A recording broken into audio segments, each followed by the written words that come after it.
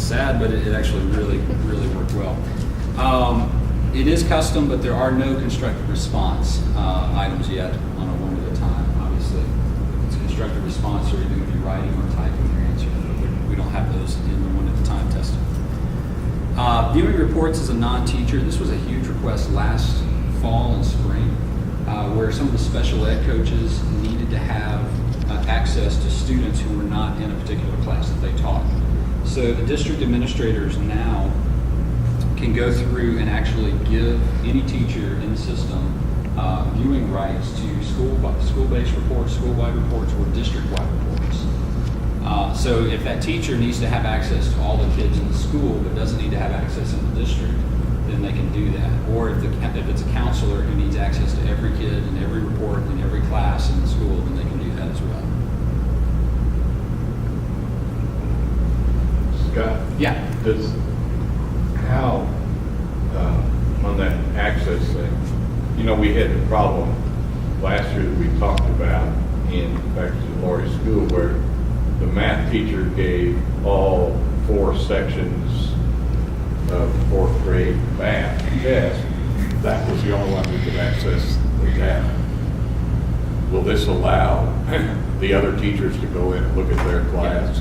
Yeah, if they set it up, the district administrator gives those teachers access to school-wide reports, then they can go in and see them all. See them all, but can you limit it to their class? We don't have it tailored to where they can limit it to. I don't see any problem with them seeing it all, but I don't know if FERPA does. No, we don't really have a way to set it up to where you can specify which classes they can view and which they don't. Okay. And honestly, the district administrators, I don't know that they would take the time to do it, to be quite honest with you. But it is, we put all of the onus as far as FERPA is concerned on the district administrator to say, you decide who has rights to what. This is the most recent update. You can now reorder items on the test. Now, this doesn't sound like a huge deal. It was rather a huge deal to Sarah, though, and to the ACT testing. What we've done, and I'll show it to you today, is we've implemented kind of a Netflix-style approach to ordering the items on the test. Now, all items that are linked to a passage will stay together, no matter where you put it. But you can move the passages in terms of order, and then you can move the items underneath that passage in terms of order. So if you have a passage that you want to have 4 questions, and you want them to be asked in a particular order, then you can go through and say, in paragraph 1, in paragraph 2, in paragraph 3. And so I'll show you some of that in a little bit here. The other thing that's kind of a nice addition with that is that we were doing some test pack edits, a lot of test pack edits in Alabama this year.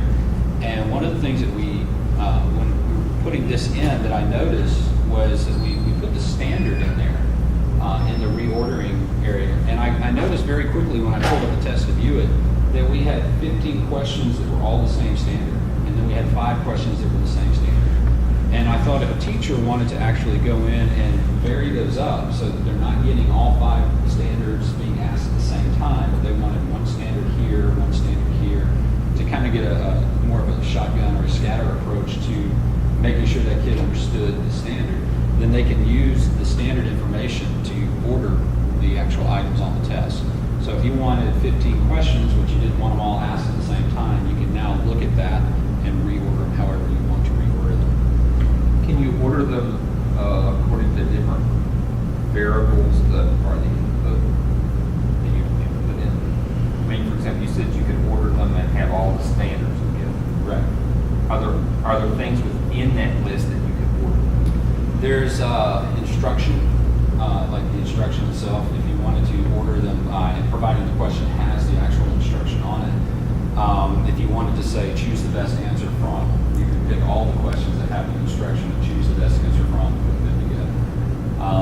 Or if you had, which of the following, or choose the one that best suits whatever criteria. What I was getting at, it'd be kind of nice if it's really formative to also maybe have them ordered according to the depth of knowledge, so that I could say, okay, my students are really getting the ones, but on this standard, but they're really proficient on the 3s and 4s. We don't have the depth of knowledge in the list. It can certainly be added to